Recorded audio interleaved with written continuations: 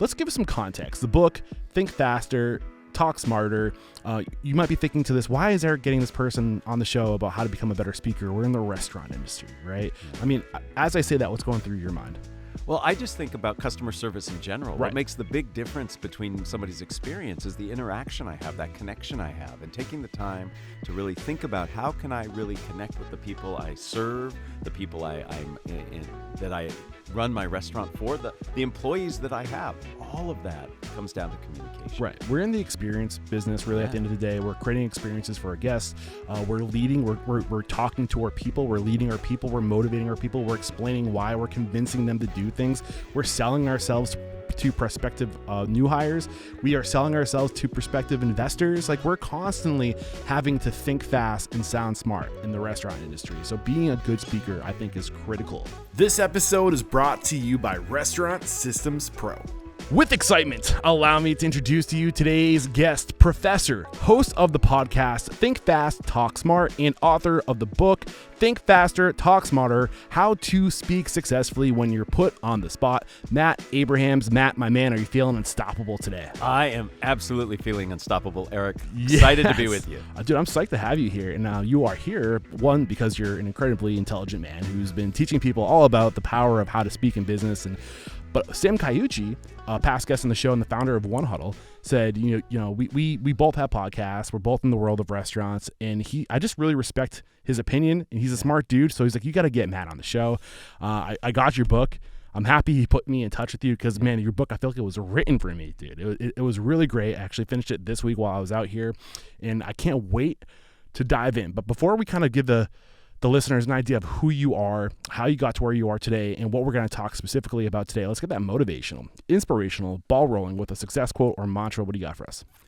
Well, before I tell you that, Eric, I am psyched to be with you. I love the work you do. I am amazed at how many podcast episodes you do. I'm striving to have the success you've had. Thank you very much. So what motivates me, the thing I think about a lot, is a quote I heard in the movie Buckaroo Banzai. Now, I know I am a different vintage than you, so this is a movie that came out a long time ago, but the quote is this: no matter where you go, there you are. Ooh. And it really helps me remember to be present-oriented in the moment. I have to focus on what I'm doing. It's very easy for me to get caught in my head, so I always think, no matter where you go, there you are. Yeah, I love that. And what comes to my mind when I hear you say that is you're exactly where you're supposed to be is a mantra that comes up in my head, because you're always comparing yourself to where you want to be, and like you compare yourself to other people, and like that will stop you from like taking the step to get ahead, because you're like, I'm nowhere near where I need to be, and like that anxiety of just like I'm so far from where I want to be. You won't get there unless you start, and like just knowing that you're exactly where you're supposed to be is so powerful. Thank you for starting off with that. Yeah, no worries. So let's give some context. The book, Think Faster, Talk Smarter. You might be thinking to this, why is Eric getting this person on the show about how to become a better speaker? We're in the restaurant industry, right? I mean, as I say that, what's going through your mind?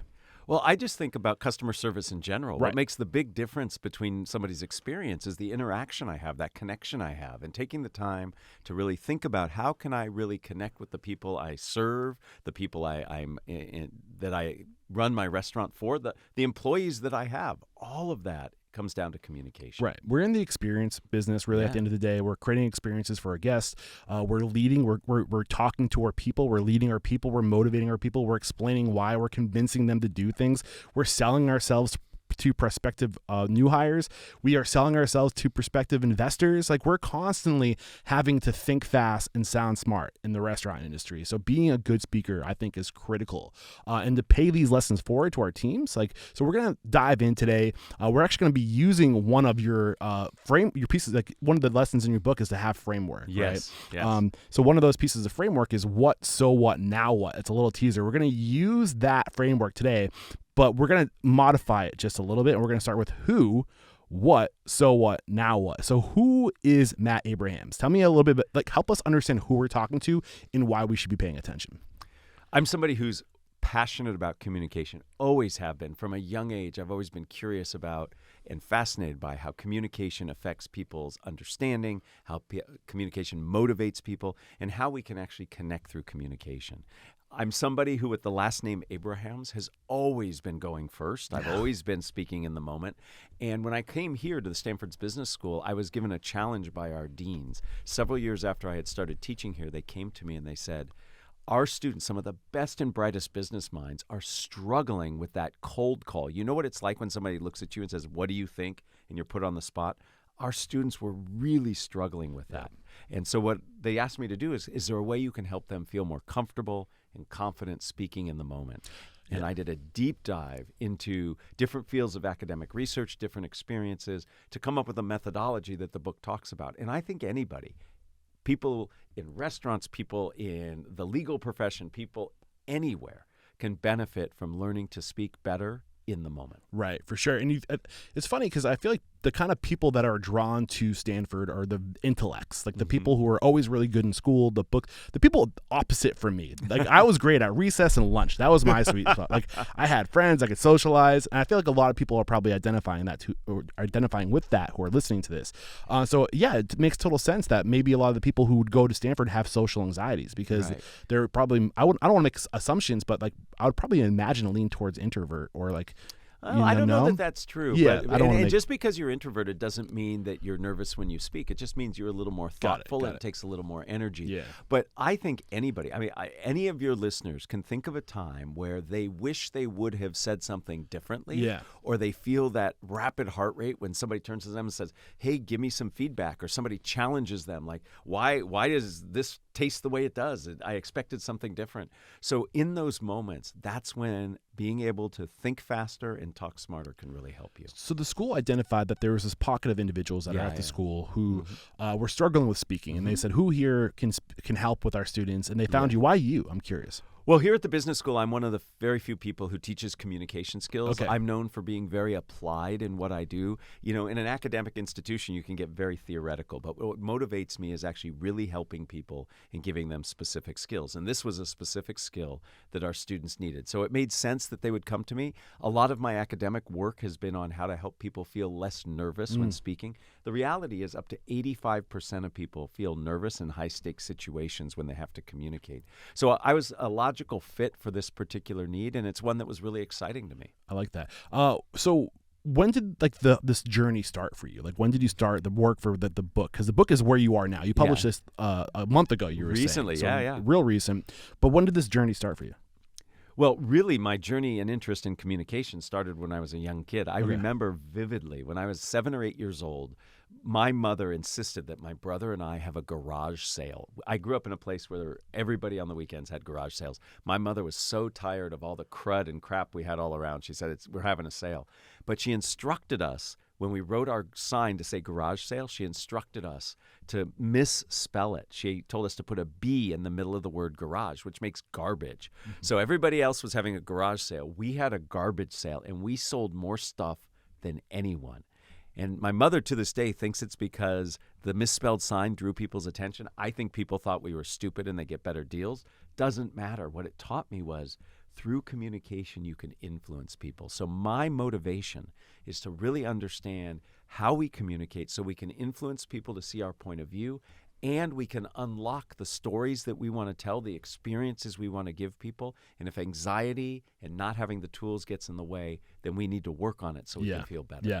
I think in the book you started, like when the school approached you to take the lead on this project, you dove into like your research. And I think you mentioned evolutionary psychology and like all this stuff gets me really excited. I mean, I love this sort of stuff, really. So I think we can start getting into the what, because I think now like the how does the brain work is the stuff that I'm interested in. I kind of feel like that's the first half of your book. It was like understanding the brain and how you work and how you tick, and then the second half is more of the applied. Right? That's exactly right. So the book has two parts. The first part is all around this methodology, which you're right, comes from fields like evolutionary psychology, like sociology, anthropology, neuroscience, and even acting and improvisation.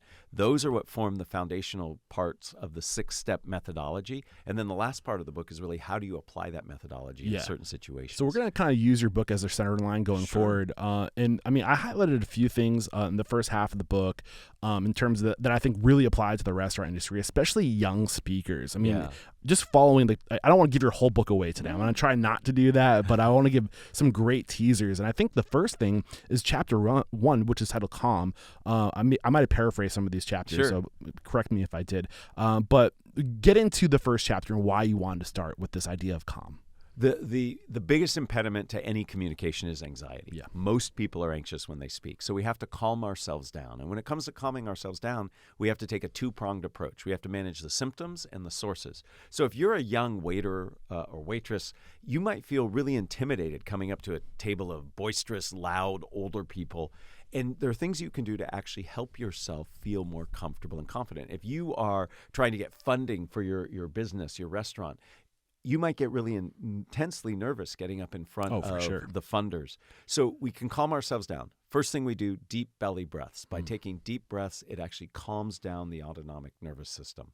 Depending on if you're somebody who gets really shaky, you might try to do some movement in advance of the communication or during the communication that's appropriate. That gives that adrenaline a place to go. So they're very specific things that we can do to manage the symptoms. We also have to manage the sources. Those are the things that initiate it. What makes most people most nervous is two things. One, they want to get it right. They want to do the right pitch. They want to deliver the right service. And that gets in the way of actually doing it because you're so busy judging and evaluating, you get locked in your head. So if we turn that volume down a little bit, it can really help us to focus on what's needed. I talk about connection over perfection. The goal is to connect, not to be perfect. Yeah, that's the next chapter. Yeah, it is. I'm highlighting, I'm previewing. And then the other piece that really makes us nervous is the goal that we're trying to achieve. If I'm trying to get funding and I'm worried that I don't get funding and all the bad things that'll happen if I don't, that gets in the way of me being present. Right. So the way we turn down that anxiety that's goal-based is to be present-oriented. Yes. And there are lots of things you can do. You can focus on the communication. You're a great listener. And part of what helps you get present is to listen intently. You can, before you walk into the room, you can be really focused on the moment. How do you do that? Start at 100, count backwards by some challenging number like 17s. Listen to a song or a playlist like an athlete. There are things we can do that bring us into the present, which help us avoid being worried about the future, and that allows us to connect and to get our message across better. So symptoms and sources are how you manage anxiety. I love that. And you started to get into it, and it was a question. It was almost like you were reading my mind. Why do we get anxious? And you said it's because we're thinking about not doing it right. Is there any more like science that you like? This is the stuff that I'm just really generally curious about. Like why? Why are we so afraid of like public speaking? What is it about public speaking beyond getting it right that messes with us? What's going on there? Well, those of us who study this believe it comes back to our innate being human. It's evolutionary. So when our species was evolving many, many thousands of years ago. You get into the good stuff. Yeah. This is what I love. We hung out in groups no bigger than 150. We would form groupings of about 150 people. And your relative status in that group, and when I say status, I'm not saying who drives the fancy car, who's got the most social media likes. I'm talking about your place in the hierarchy. Right. If you had higher status, good things happened for you. If you had low status, you risked survival. You didn't have access to food, to shelter, to reproduction.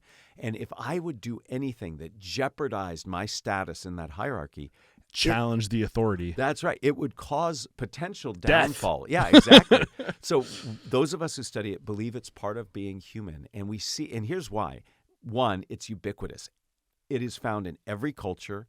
And it starts around the same age. When kids go into their early teen years is where we see a huge spike in social anxiety and the anxiety of speaking in front of others. And if you think about it, that's when they're becoming adult contributors to society. Yeah. So those of us who study it see this as evolutionary. Now, that doesn't mean we can't manage it. Even though it's built into us, we can do things to actually help ourselves feel less nervous. Man, if I was alive 15,000 years ago, I would have been kicked out of the tribe so fast. And you would have had a really rough life, right? Yes. Yeah, I don't think people realize how much we need each other and why. So much to the point where we're afraid to speak because we're that dependent on each other. That's crazy. Exactly right. Yeah. Yeah. It's wild to wrap your mind around. And then you mentioned something else, getting it right. And I think, so I don't know if I think I might have shared this once or twice on the show.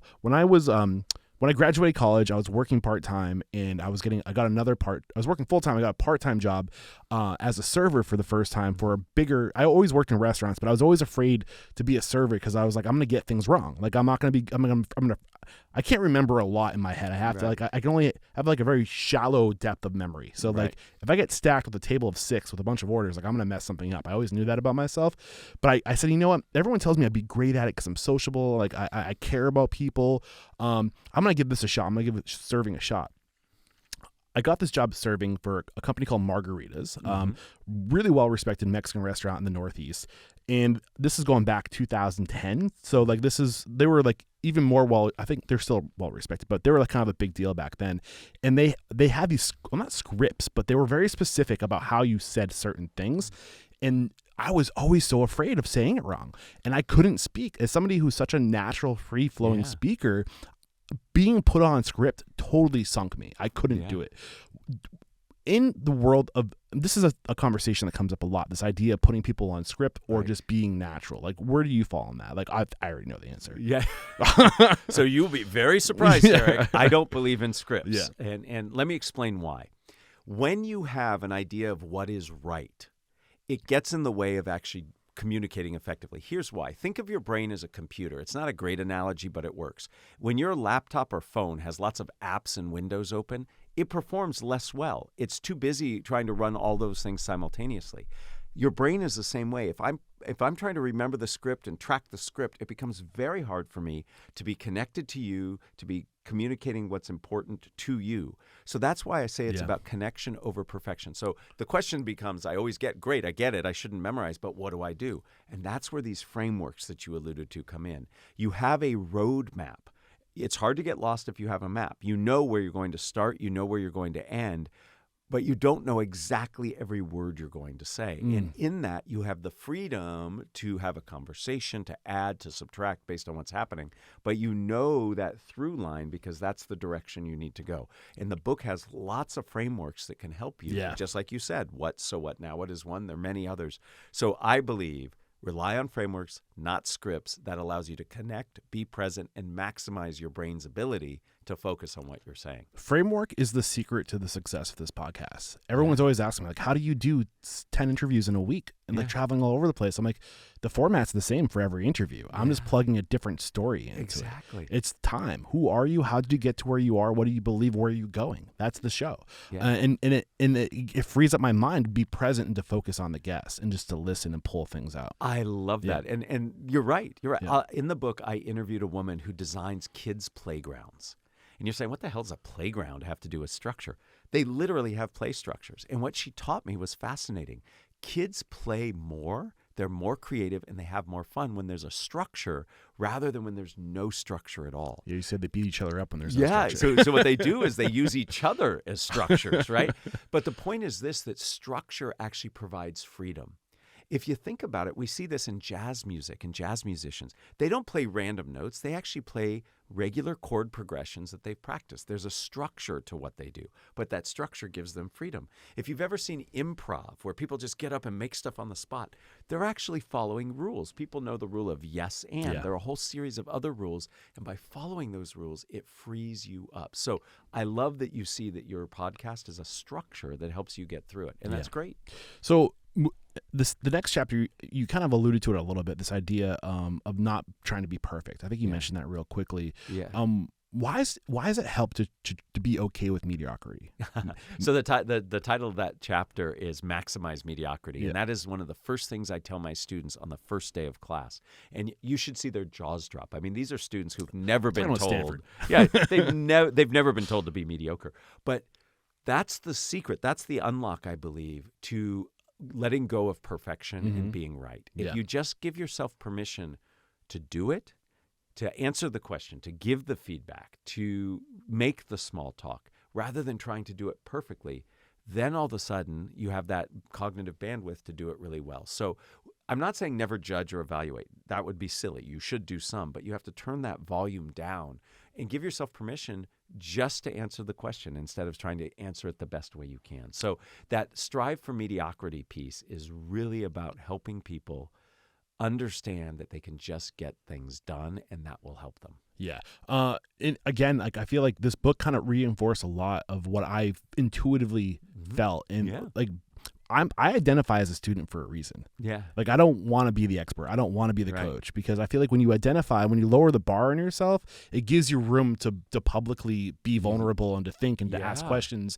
And when that's why I love being a student, is because I get to go to really intelligent people and ask stupid questions. And it's just like, it's almost like a security blanket of like taking the pressure off of myself. I'll add to that in my podcast, I interview experts on communication. And the one thing that is consistent across all the guests in terms of their personality is they're like you. They're really curious. They might be expert in some domain, but they are really curious and they're willing to ask questions. And even if those questions are seen as stupid, it's I think a trait of people who have high emotional intelligence. Yeah. And it's one that helps people connect. So I love talking to people who are curious. Yeah. Sorry, go ahead. No, I was just going to say, most of the best teachers I know are the best students. Yes, yes. And one of the biggest lessons I learned back from my commercial pilot days is you don't have to know the answer. Yeah. You just have to know where to find it. That's right. And be willing to say you don't know it and look for it. That's right. And that's right. Yeah, I think people are more accepting of, I'm not sure, let me get back to you in 2 seconds, than giving them the wrong answer, right? Or making something up. That's right. In fact, there's some research that backs that up. There's research that suggests you come off as more credible if you say, I don't know, but I'm going to figure it out and I'll get back to you. Right. Than if you had actually given the right answer. So when people listen and you say, I don't know, but I'm going to get back to you, and you actually do follow up, they think that person's tenacious. Yes. That person understands the moment. That person is willing to be vulnerable and say, Right. I don't know. And that actually increases credibility over just giving the right answer. Right. So I'm not saying you do that purposefully, but we feel bad when I say, I don't know. We feel like we're making ourselves lesser. Right. And in fact, you might actually be helping yourself. Look at the extremes this person is willing to go get me the answer. They must really care, right? That's right. And they want to know, and they want to serve me in a way that's helpful. So yes. So a little side note, managers and owners, if you're listening to this, make sure your people know where to get the answer. Yeah. That's what the operations manual is for, right? Right. Protocol. If this, then that. Yeah. Company history, they don't have to have things completely memorized, but they do need to know where to get the answers. So make sure they have those resources. I think in the restaurant industry and any industry I consult in, frequently asked questions are critical because they pass along that knowledge you're talking about.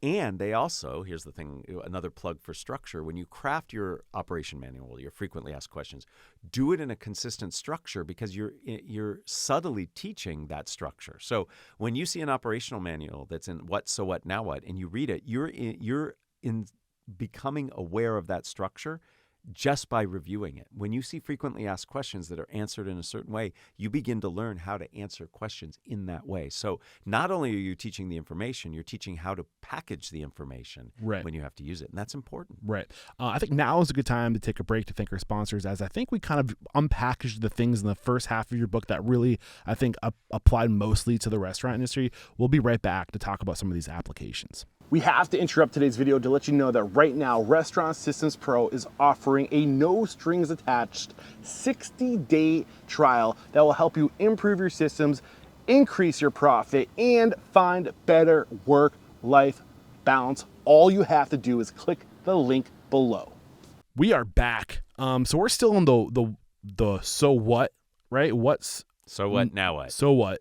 And I don't really know how the now what is going to be different from. Actually, explain that to me. If we're having so the this now what's what conversation- comes next. Yeah, okay. So the now what is what comes next. What are you going to do with this Right. So information? if I were in your shoes as the host of this, I would be challenging the audience and say, okay, you now have some new tools, some new ways of thinking. What are you going to do personally? What are you going to do for your staff? What are you going to do in the future, given this information? The way we learn is we take the information in, but we really have to think about how we apply it. Okay, so in my mind, the format of today's interview was just now what, or so what, now what, and it had to be all at once. But now I'm seeing that you can just recycle it through the conversation. That's exactly right. Okay, Yeah, so you can do loops of what, so what, now what, what, so what, now what. In fact, most of my answers have been in that structure. I've told you what the answer is, why it's important, and I explain how people can use it or do it. Learning in real time. That's right. I There love you this, go. man. This is There great. you go. So the second half of the book is about these applications. And I think small talk is huge in the restaurant industry. Yeah. Think about why, what are some of the examples you can think of where small talk would be huge in the restaurant industry? Well, so when you greet a customer and Exactly. there's a wait, and somebody's got to stand there, you can make some small talk. When I find in my own personal experience, and I like going to restaurants, and I find that the servers who come up to me and initiate conversation, and it's not just trite conversation like, hi, how are you? Or what brings you in? But maybe they notice something. They say, oh, I see it looks like Yes. you're all new to this restaurant, or it looks like you're getting together after you haven't seen each other for a long time. By initiating small talk that's meaningful, you build relationships, you build trust, you build the opportunity to connect and maybe extend the time spent. It's great. Increase your tip, maybe Yeah. develop a relationship, get them to like you. You know, Absolutely. so this would be the so what now what is because this is what's in it for you, That's right? it. This is how I don't know. Maybe I'm stretching the format a little bit. Yeah, You're smiling and shaking your head, but I feel like I'm swinging and missing right now. No, you're not. I mean, if I were a server at a restaurant hearing this, I would be thinking like, wow, this is a way for me to actually really enhance the experience of my guests. So that's the value for the guests. And for me, in so doing, they're going to like me more, and maybe they tip me more. Maybe they tell my manager that I'm a good server. So there's a lot of benefit both for you, the person who's doing it, and those you speak to. Yeah, and I think where servers are very guilty is they just have these they're just marching along. They have these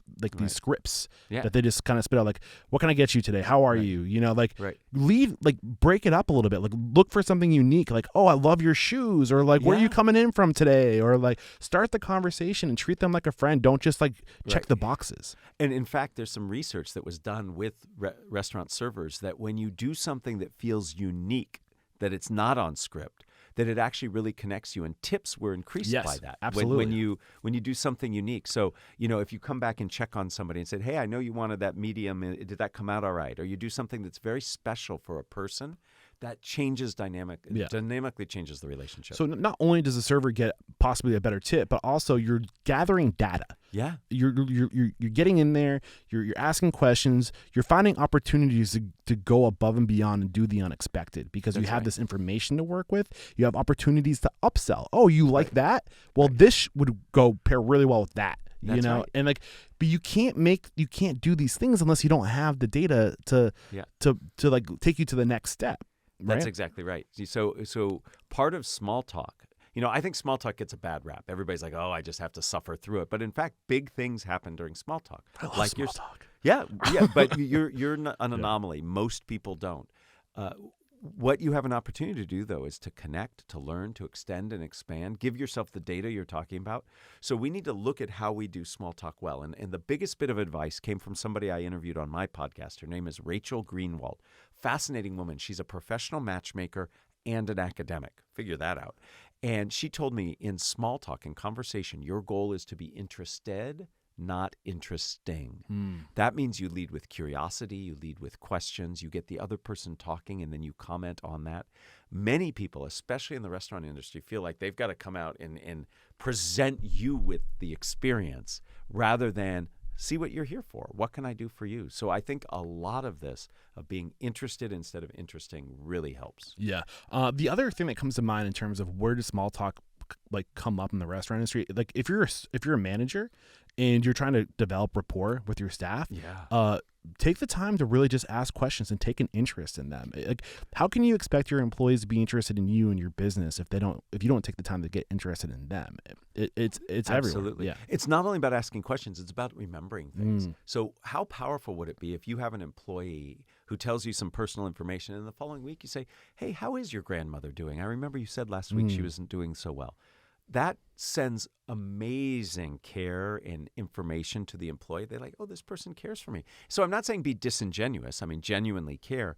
But it's not just asking the questions. It's remembering and the follow-up. That's what really builds that bond. Right. So I think we can wrap up this section unless there's anything else you want to bring to the conversation. No. I think you hit all the points. Yeah. So application number 2 in your book was toasts, tributes, and introductions. Yeah. I feel like when I was going through this chapter, what stood out to me, how I connect this to the restaurant industry, is the recognizing of people is so important in the restaurant industry. Not just your guests, but internally recognizing during your weekly meetings, your quarterly meetings, taking the time to really stop and to I guess it would be to tribute, to pay tribute. Yeah. So why is paying tribute? So get into that. So recognition is important. You think back to when you were in elementary school and you got the star for the day, or somebody said, I love those things. Yeah, and somebody said, hey, that's a really good job. Doing so really makes us feel good, and it makes us feel validated. Most of us have a desire and feeling to belong and a feeling to succeed. And when you recognize people for the work they've done, it is very helpful. And the other thing it does is it builds you credibility when you have to give constructive feedback. right? So if I have to tell you you've done something that's inappropriate or wrong or I want you to do differently, it sounds and feels different if you also know that I give you praise when you do things well. If all I do is criticize you, never give you praise or pay tribute to what you've done, that feels very different. So taking the time to give tribute, to really highlight, not just for the person, but maybe publicly for others, can really change the way that you relate to people. Let's bring us back to the anthropology and like Yeah. the science. Do Yeah. you know any like cool little? This is just me geeking out. if I'm being honest. So human beings have a strong desire and need to belong. When we don't feel like we're connected, when we don't feel like we're contributing in a meaningful way to a relationship. Part of the tribe. Yeah, exactly. Yeah. It really, really makes us feel bad. Literally, depression, loneliness. Physiologically, we get sicker longer if we don't feel connected or belonging or have a sense of belonging. So anything we can do to signal care, belonging, and connection helps people feel good about themselves and work better, harder, and want to stay longer. So it pays many dividends from a work perspective, but just from a personal health perspective. Yeah. It's wired into us to be social beings. In fact, some people argue that the whole reason we communicate is to signal belonging. Interesting. I see. If you have any of these nuggets going Yeah, forward, happy brother, to. please drop them Yeah, on me. yeah, I love this stuff. But this is why it's so important to have rituals. Yeah. To bake rituals into your business where you make recognizing people a ritual and make it a thing that happens regularly, and really go out of your way and create systems and processes for your managers so they are forced to take the time to be present and to see your people and to recognize them. It's so important, and it's huge for culture. One of the superpowers that my mother-in-law has is something I think we can all benefit from. She's got a black belt in connection and small talk and making people feel comfortable. And she has 3 simple words she uses to help. She simply says, "Tell me more." Yes. So if you take the time to give people space to share and to say, "Tell me more," or something like that, to really give them permission to extend and expand that, makes a big difference. You know, when I have a restaurant experience and I sit down at a table, sometimes the servers come in just so quickly, the job is just to get you stuff on the table versus to really connect. So when somebody says, "Oh, what brings you in?" and they say, "Oh, that's interesting. Has that happened before?" They ask a follow-up question, makes a world of difference. Doesn't cost them anything, but it helps me feel more connected. I like them more. I hope they have a more positive experience.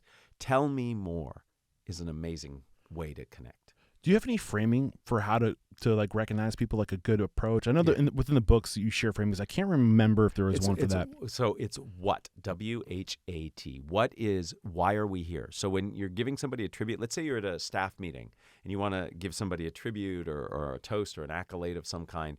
Why are we here? Hey, we're here to share with Eric how impressed we are with the latest podcast episode he did. So you explain why you're here. Then you may need to do the H, which is how are you connected? So if people don't know you and how you're connected, you would explain that. Now, if you're the boss or the general manager, you don't have to say I'm the general manager. People know that, so you skip that step. Then tell an anecdote. Our brains are wired for story. Our brains light up when we hear stories.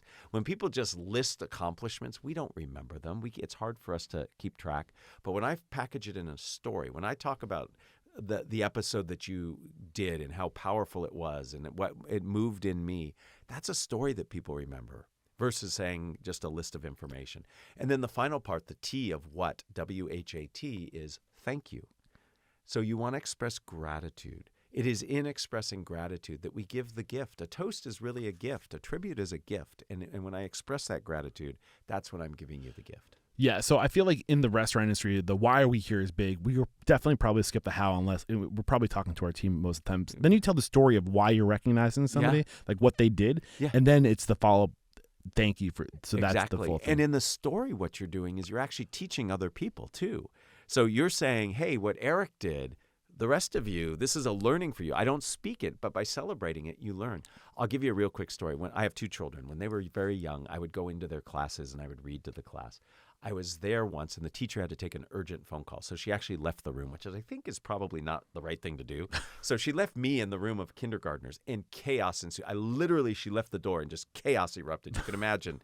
And what do? I start saying, Johnny, stop doing that. Sally, you shouldn't do that. Stop doing that. Sit down. She comes in, looks, smiles, and then in a Yoda-like way, she just starts rewarding people. She's like, Stacy, thank you for sitting down. Paul, I love how you're walking with the scissors. instantly the kids started behaving. 'Cause they wanted to be learned seen. they wanted to be seen. They wanted to get that positive accolade. And it was by focusing on the positives that they learned rather than what I was doing, which is trying to stop the negative. Yeah. Can you get into the story, like the evolutionary benefit of how story is just because sitting around a campfire, like, oh, this is just what happened to me, or like you should like what's going on there? So if you think about it, human beings have had spoken word far longer than they've had written word or PowerPoint or any of these other tools. So the way that we used to communicate information was through stories. If you think about mythology, if you think about the way in which all of the religions and all of the philosophies convey information, it's through story, it's through fable. And so our brains are wired to process that information. Our brains have different brain systems. There's a verbal system, an auditory system, a visual system. And when you tell a story, you activate all of those systems simultaneously. When you just read the written word, that's primarily the visual verbal system. But when I tell a story and I vary my voice and I slow my pace, now I've got the auditory system. So our brains actually encode information better when it's in story fashion. I interviewed somebody, his name's David Eagleman. He's a very famous neuroscientist on my podcast. And he said, you know that part in Star Wars where Luke Skywalker's spaceship is flying down that canal and he launches that torpedo and it goes into that hole and blows up the Death Star? That torpedo, he said, is a story. And what it did to that Death Star is exactly what happens in our brain. Our brains light up. Different areas come online. We remember things more. Our brains have been wired for story. Yeah. I'm going to get a little tangential here. I feel like it's related, but it's not necessarily directly what we're here to talk about today. We live in a world where I feel like so much of the messages are getting shortened and shortened and shortened. Yeah. I know in your book you talk about the importance of being concise and getting things out in as few words as possible. I get the power of that. But are we also moving in a direction where we're not really taking the time to sit down and have long format conversation and really just to be present and to talk? Like, I feel like everything's trying to be fit into an algorithm or like a 30-minute time block to make room for more content. You bring up a really interesting conundrum that exists. So I believe the most precious commodity we have in the world today is attention. And our attention is constantly being pulled in different directions. Right, and only so much time. Right, exactly. So the best way, one of the best ways to get your message across is to make sure it's clear, concise, and relevant. If it's clear, concise, and relevant, it will cut through the clutter. The problem with that is it doesn't allow, connection takes time. And if I'm just throwing short little stories at you, like you see on many social media platforms, we're not really connecting. We're seeing, but we're not really connecting. So I think we have to live in a world where we can be concise, clear, and relevant, but at the same time, we can give ourselves permission and a little bit of grace to slow things down, to actually connect. I heard a recent statistic that I thought was really fascinating. Movies now, in order to keep people's attention, do far more cuts to different scenes and to different angles much more quickly than they did even 5-10 years ago. Yeah. Because our probably because of social media. Right, exactly. Yeah. So we are being primed for these real quick hits of dopamine and the information. And in some ways we need that because we've got so much coming at us. But on the other hand, that belonging, that connection takes time. So we have to be actually, I think, bilingual. We have to be able to talk clear, concise messages, and we also have to have that other gear where we slow down and we really connect. Yeah.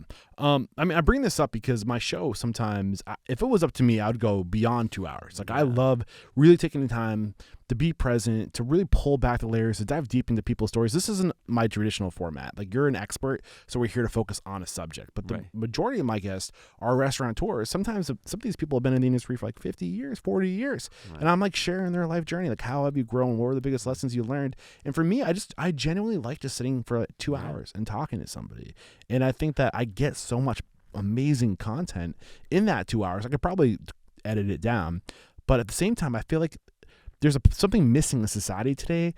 Look, I'll use Joe Rogan as an example. #1 podcast in the world. I think I heard that stat once or something like that. It's up there. Also the longest. Yeah. So what's going on here? Right. Like, why is that so successful? Is it because people are starved for like substance in a conversation? I don't know. This is the tangential thing that I'm talking about. So I think there is a need to connect. And when you really get into a fascinating conversation, it's almost like a flow experience where you lose track of time. You feel like you're there. You feel Yeah, like you're a that's part right. of the conversation. That's right. One of the things that's so fascinating about podcasting is it's a very intimate way of communicating. I mean, you literally have somebody in your ears talking to you. And people talk a lot about that intimacy. And I think it's that intimacy and connection that you're reflecting on. So again, I think we need to be bilingual. We need to be able to do both things. Yeah. Society and life mandates clear, concise, relevant, but at the same time, our innate need to connect requires us to do the longer, slower. It's like fast twitch and slow twitch muscle fibers. Yeah. You need both to be I get successful. that. I guess my concern is that the demands on business to stay relevant in today's society and to be all these places and to be creating content on top of being present with your staff and present for your guests. And it's just like, what really matters? Right. You know, like, can we just take a few steps back and ask ourselves that? But anyway, I digress. We're gonna, go ahead. What I'll add to that is I think restaurants and food establishments are a place of connection where you can slow down, where you can have those conversations. And I know I always hate when I'm feeling rushed at a restaurant, like they want to get me out. We need to make more money. Get out. It's been an hour and a half. Yeah, Next. exactly. And the places I like the most are the places that just let you sit, or you have that perception that you could if you wanted. So, so I think restaurants are context and space is really important in communication, and I think restaurants can be a place of connection. Yes. And when people, the food might be great, but my experience of the food and the ambiance and the way I'm treated, that's what makes me come back. It's the people that work at the restaurant that I go out for. It's the people I connect with and I enjoy being around. Food is sustenance to me. I'll be honest. I enjoy a good meal. I appreciate at the end of the day, as long as I'm chewing on something, I'm happy, So I think we're going to take our last break to thank our sponsors. We'll be right back to bust out a couple more applications, and then we'll figure out how you can connect with Matt. I don't know. Do you do like public speaking? Do you travel coaching and stuff like that? Absolutely. All right, cool. We'll learn more about that. We have to interrupt today's video to let you know that right now, Restaurant Systems Pro is offering a no strings attached 60-day trial that will help you improve your systems, increase your profit, and find better work-life balance. All you have to do is click the link below. We're back, and I'm going to drop a couple more applications on you folks. All right, I'm going to get Matt to drop a couple more applications on you folks. So, let me ask you before I just kind of start shooting from the hip, is there one that you really want to bring to the table, an application that you think is specifically relevant to people in the restaurant industry that's was shared in your book? So one that I think is really important for people, particularly people who are pitching. So that was the one I was hoping we would go to. So not necessarily. I mean, I can't imagine a server necessarily using this, but if you're a manager or you're trying to get funding, etc., I have a really quick structure that gets you to pitch very concisely and clearly. Gives you a great elevator pitch. It's 4-sentence starters. The first is "what if you could," the second is "so that," the third is "for example," and then finally the last is "that's not all of them." So before you dive into this real quick, I want to. Yeah. There's so many opportunities for servers to use this. Oh, Upselling all day long. Okay. Getting Great. that check. What if you could have this one or what? Yeah. So like all those are great ways to slide in a guest, an opportunity to spend more money with you. So let's do this. Let's see if I can think fast and talk smart. I want you to give me a situation that you think a restaurant owner, a server, or whatever would be in, and I'm going to give you an example of this. I'm getting structure. anxious. My anxiety's flaring up. No.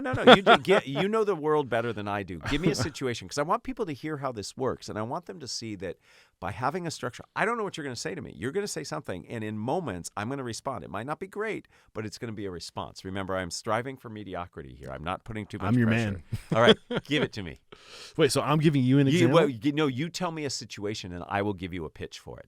Oh, man, I don't know if I fully understand what's happening here. Okay, so I want to demonstrate how to pitch in the moment. Okay. But I don't know what to pitch. So you're going to tell me. So imagine, you might say you're a restaurant owner and you want to pitch opening up a new or changing the theme of your restaurant, something like that. Got it. Okay, so I'm a restaurant owner and I'm at 5 locations and I'm about to scale. My plan is to scale to 15 locations in the next 5 years. And I need the capital to build out my restaurant so I can actually make that happen. Great. I only need one more bit of information. What type of restaurant is it? Fast casual taco joint. Excellent. What if you could find Taco Tuesday 200 feet from where you live? That's what I'm trying to do. so that you can come and have that experience without having to stress out. So you're painting a picture of what's possible. For example, imagine you have some work colleagues, you've worked a little later, you want to get a good meal that's close, that doesn't require a lot of effort. You can come down to our restaurant that will now be in 15 locations throughout the city. And that's not all. When we increase the number of people coming in, we'll be able to upsell them for potential special events and holiday parties, etc. Yeah. See how that structure, I didn't know, you told me, and literally 10, 15 seconds later, I'm giving a pitch because the structure gives me a way to start and get through it. Right. I think where this also really applies is trying to get your team to buy in. Yeah. If you're trying to change a system or change a way of doing things, what if we tweak this, your job is so much, and that's not all, you might even make more money or whatever. Absolutely. Yeah. So what if we put this new beverage distribution system in place so that you could actually get the drinks to the people quicker? For example, we could take an order of 12 drinks and get it out in half the time. Yeah. And that's not all. By doing this, you'll be able to actually upsell more dessert and other things because you're not dealing with all of the drinks. So it helps you very quickly get to that point. Yes. I think we have room for one more. Sure. So I'm going to give a teaser. We're going to choose one of these two. So the last two applications in the book are feedback and the secrets to saying we're sorry. Yeah. I feel like both of those are really powerful in the restaurant industry because we're constantly giving I think we talked a lot about feedback, maybe kind of, but I think, let's be honest, I'm going to drop the F-bomb here. Yeah. We fuck up a lot in the restaurant industry sometimes. We get things wrong. Like we screw up sometimes in the restaurant industry, and sometimes we have to apologize. That's right. So how do we go about apologizing? What's the best way to do that? So first and foremost, you should apologize as close to the infraction as you can. Now, there's some reasons why you might not do it immediately, but you want to do it as quickly as you can. And if it was a public mistake, you should apologize publicly. If it's a personal offense, you should apologize personally. We often will do something publicly and then apologize personally, and that's not fair to the person who the mistake occurred to. So first thing we need to do when there's a mistake that happens is we have to acknowledge what happened, right? I call this AAA. You have to acknowledge what happened. So you want to make sure it's clear. I am sorry when I messed up on your order, right? So it's not, I'm sorry that you feel bad that the food isn't there, because that's putting it on you. I have to apologize for the mistake that I made. I then have to think about how it made you feel and comment on that. I'm sure that when all of your friends were eating and enjoying their meal, it felt awkward to sit there and have to wait for us to correct it. And then you make amends. You have to say, what are you going to do differently next time? Next time you'll say, I'll make sure that I check in and paraphrase your order if I happen to have the pleasure of serving you again. So you identify what you've done, you talk about how it makes the person feel, and then you are very direct in what you will do to make it better differently. Right. This is what Danny Meyer says writing the end of the story. Right. A mistake happened. Right. You can't change that. You can own it, you can acknowledge, empathize, like you said, and then you can write the end of the story and blow them out of the water because of how far you're willing to go to make it right. That's exactly right. Yeah. And you're also showing that you're somebody who can learn and that you're somebody who feels bad. And that makes us feel good. It's like you've recognized you made a mistake, but it also demonstrates that you're willing to try to make it right and do it better next time. So the AAA approach, I think, is the right way. We call AAA when our cars break down. We can rely on AAA when our interactions break down. Matt, you've given us some great tools today. Is there anything that you were kind of hoping we would discuss or something that I could have brought out of the book that I did not? Now's the time to get it out.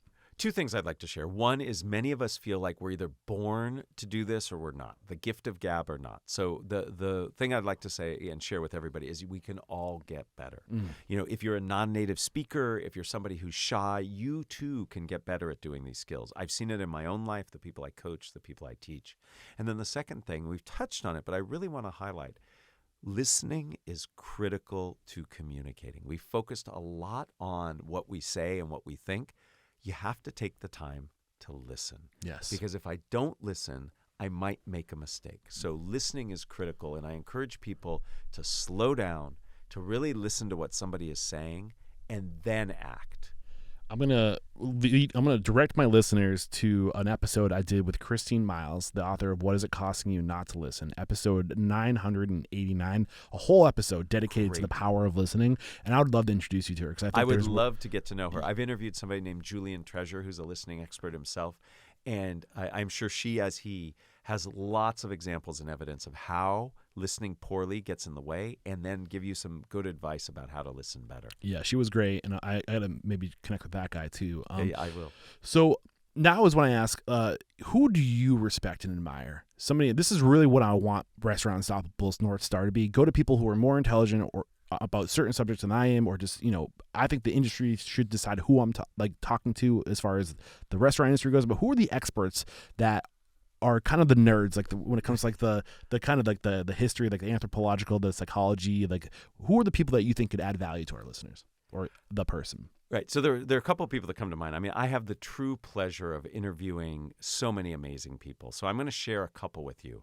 One, there's a professor out of Wharton. His name is Jonah Berger, and Jonah studies language and how we use language. Yes. And I'll give you an example. He had recent research that came out that said when you use present tense verbs, it feels different than when you use past tense. So imagine how does it feel to you when I said that restaurant was good or that restaurant is good? Feels very different, right? Yeah. So if I were to say the dessert was good or is good, very different. So language matters, and Jonah does a lot of work on language. Fascinating. I had him on my show, learned a lot from him. There's a woman named Valerie Fridland. Valerie is a neuro-linguist. She studies the language that we use and the wording and what the impact it has on people.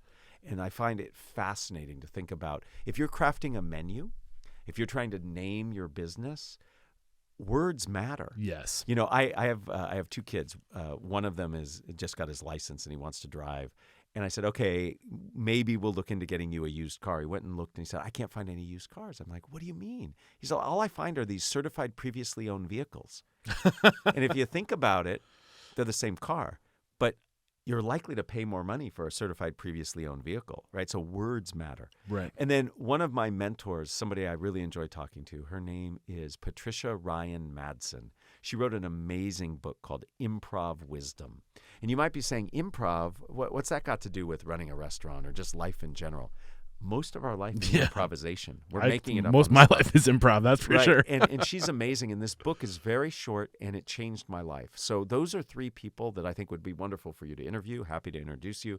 And those are people who I think your audience would gain a lot of value from. Yeah. Everything they do is approachable. It's directly applied. It's not too theoretical, but it has some theory behind it. And I find it really interesting. Yeah, and this is something that I would like to start echoing more. I do think that the answer to our future is in our past, is in studying how we became who we are today, and really just and it's a really exciting time because you think of the advancements we're making in AI and technology and all this cool stuff, but at the same time, if you turn around and look the other way and go back into we're learning so much about where we came from and how we developed and in our minds, the brains, how they work. And I think that what is business?